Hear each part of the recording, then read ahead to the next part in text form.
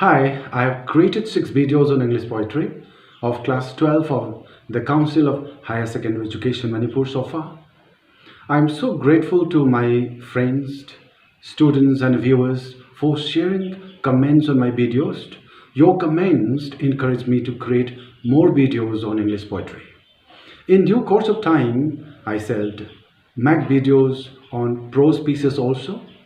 Today, I shall explain to you a very beautiful poem, famous poem of Robert Frost. The name of the poem is Stopping by Woods on a Snowy Evening. Now, I feel it fair to share some of the life history of the poet Robert Frost before I read the poem for you. Robert Frost was born on 26 March 1874 in San Francisco and died on 29 January 1963 in Boston, Massachusetts. Robert Frost had a very hard life in his childhood. His father died when he was only 11 years of age, and he lost his shunt in his childhood that traumatized his life, and again he failed in his business, and that harassed his life. Robert Frost graduated from Lawrence High School in 1892 as a valedictorian poet. His study in Harvard was a failure because of his ill health. He got his Master in Arts in 1918 and his doctoral degrees from Oxford and Cambridge in 1957. He married Eleanor White, with whom he graduated together from Lawrence High School.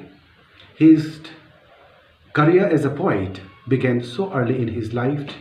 His first publication of poetry was made in the weekly literary magazine called The Independent. The poem first published was My Butterfly, an elegy. The first poem which he published made him a real poet so early in his life. He was really a born poet. Some publications of poetry of Robert Frost are as follows. Actually, I cannot mention all the publications in this video. Only a few are going to be mentioned here. The first is that one that was published in 1913. That is A Boy's Will. And in 1914, he published another collection of poetry, that is Not Boston. And in 1916, another collection of poetry came out, that is Mountain Interval. And in 1923, he published 2 volumes of poetry. First one was Selected Poems of Robert Frost, and then the second was New Hampshire. So in this collection of poetry that Robert Frost included his world famous poem Stopping by Woods on a Snowy Evening. There are many more publications which I don't mention in this video. Some of the most popular poems which individually recognized by people all over the world, and they do have their own impression and values to each readers. I will mention some of them. First is After Apple Picking. That was a very beautiful poem read all across the globe. And then we have the poem Mending Wall. This is also a very, very impressive poem. And then we have Birches and Out. Then we have Fire and Ice and Nothing Gold Can Stay. Then there is another poem which people all over the globe read very lovingly, that is The Road Not Taken. And last but not the least, I'm so happy to mention this poem because I'm going to explain it right now. Stopping by Woods on a Snowy Evening. Robert Frost was honored with various awards in his life for his work in poetry. Some of the remarkable awards that he received are as follows. First, in 1922, he received Levinson Prize, and he received Pulitzer Prize for his works in poetry 4 times in his life. First one was in 1924, and the second was in 1931, and in 1937 he got the Pulitzer Prize for third time, and in 1943 he got it for the fourth time. In 1941 he got another medal, gold medal of the Poetry Society of America, and in 1953 American Academy of Poet Award was given to him. In 1956 he was given the Medal of Honor of the New York University, and in 1961 he became the Poet Laureate of Vermont. Now finally in 1962 he won the Congressional Gold Medal in recognition of his poetry, which enriched the culture of the United States and the philosophy of the world. In 1963, Pulitzer Prize in Poetry was given to him. So these are some of the awards that Robert Frost received in his lifetime for his contribution in the field of literature. Now let us know something about the poem Stopping by Woods on a Snowy Evening. This poem was written by Robert Frost at his house at Salisbury, Vermont, and this poem was included in his volume of poetry that was published in 1923, that is New Hampshire. This is a lyric poem. By the way, a lyric poem is a short poem which expresses some personal emotions or feelings, typically spoken in the first person. Robert Frost uses the first person point of view in this poem. He uses I when he describes the writer himself. He uses woods as a symbol that provides a place for shelter and serenity. The subject of Robert Frost's poem is the snowy woods, the woods where snowfall occur abundantly. Robert Frost uses visual imagery when the writer describes the woods as he sees them.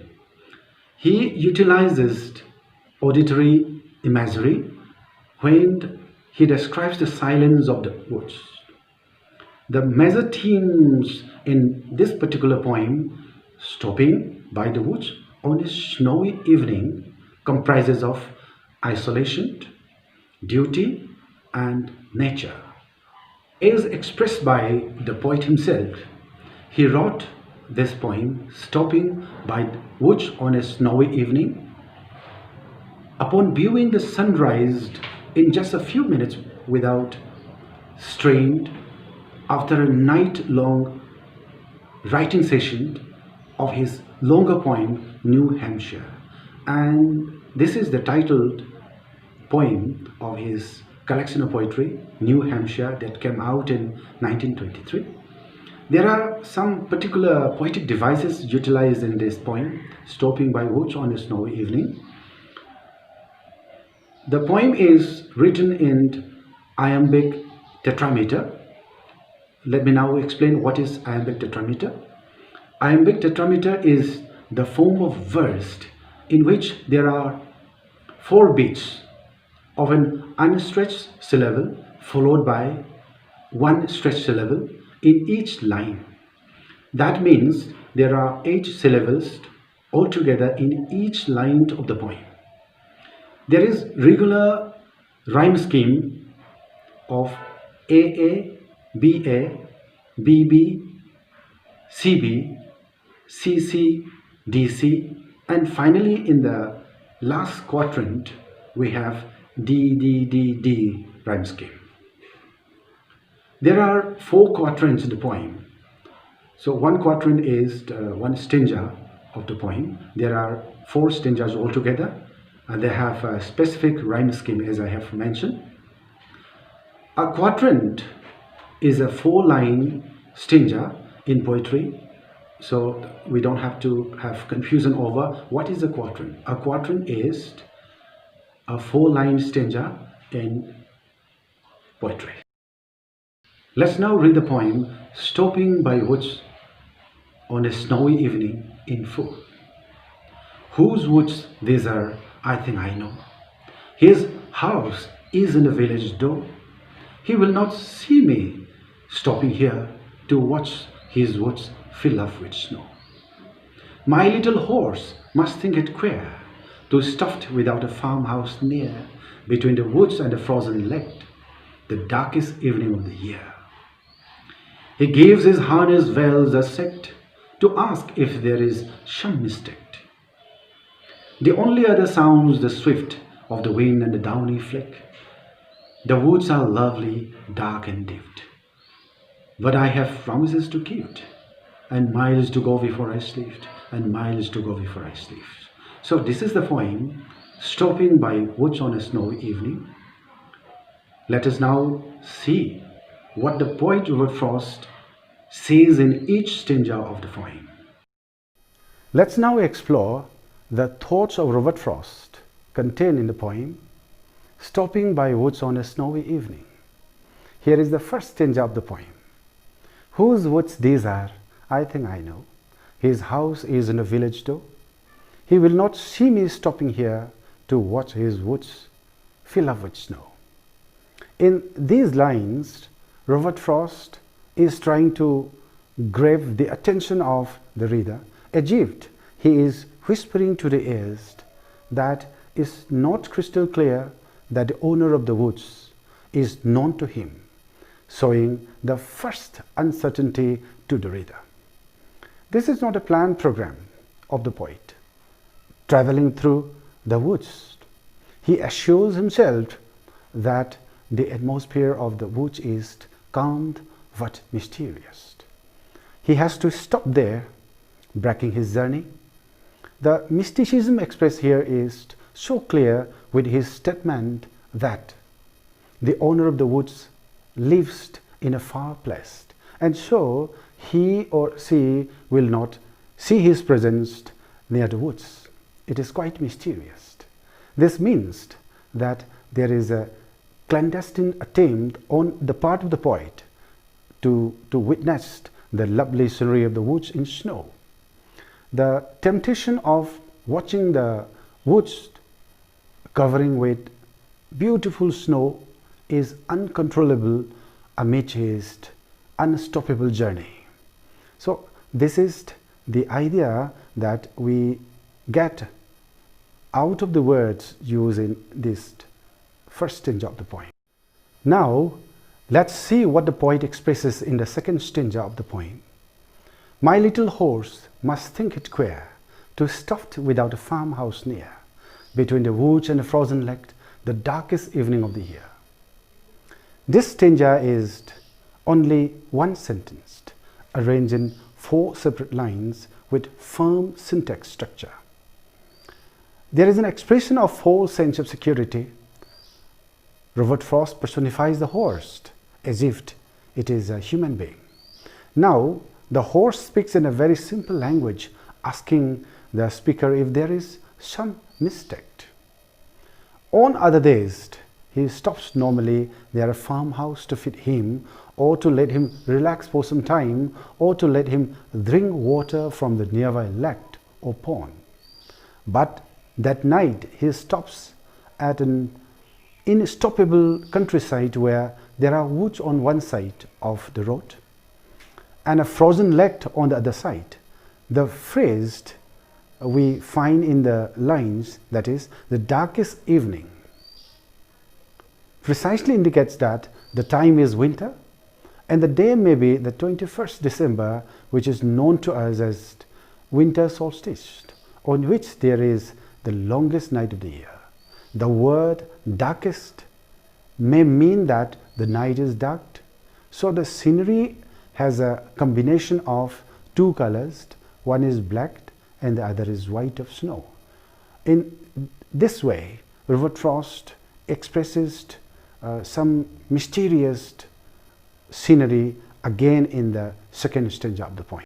Now let's read the third stanza of the poem. He gives his harness bells a set to ask as if there is some mistake. The only other sounds the swift of the wind and the downy flake. The feeling of uncertainty felt by the horse increases. Therefore, it shakes the bells on each harness as a warning of irritation it feels too stuffed at an unfamiliar place. The horse wishes to bring back the rider from the world of hallucination to reality. Now, they should be moving ahead. Despite the harsh weather of the wintry night, the rider stops fully charmed by the woods. This makes the horse woeful, very sad. The poet utilizes the auditory imagery very intricately. The harness bells, the sounds of the swift wind, and the sound of the softly falling snow take the reader to the real world of the evening, where the speaker stops for quite a long time, watching the woods fill up with snow. The idea of solitude is being intensified with the use of auditory images present in this poem.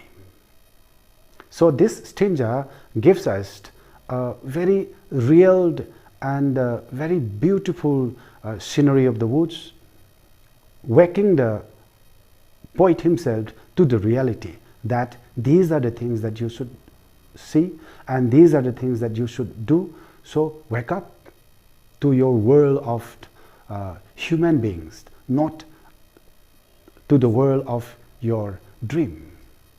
This is what the poet says in this stanza. Now let's read the final stanza of the poem. The woods are lovely, dark and deep, but I have promises to keep, and miles to go before I sleep, and miles to go before I sleep. What a beautiful stanza that Robert Frost writes as the last part of the poem, stopping by woods on a snowy evening. Here in these lines, Robert Frost expresses that he is tempted so much to stay longer by the woods, for he is being charmed so much by the beauty of the woods, which is in front of him now. But the burden of social obligations and the considerable distance which he has to cover force him to leave the woods which is before him right now. He tells us that he has to travel a lot, meaning that he has to perform various duties the society expects from him. Now he discards his wishes to stay longer at that lonely and lovely place and begins his journey again.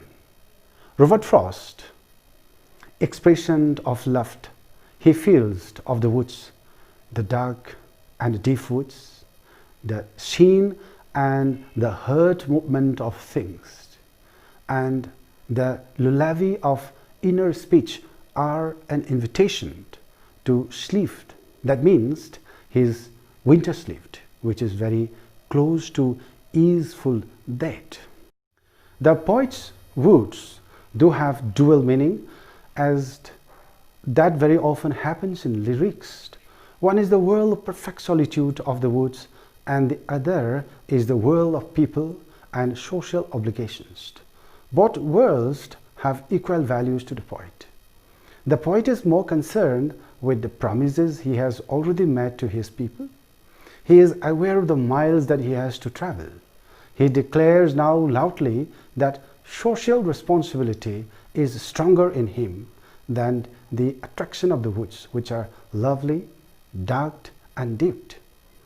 The dichotomy of obligations that the poet has both to the woods and to the worlds of promises is what gives this poem its unique beauty.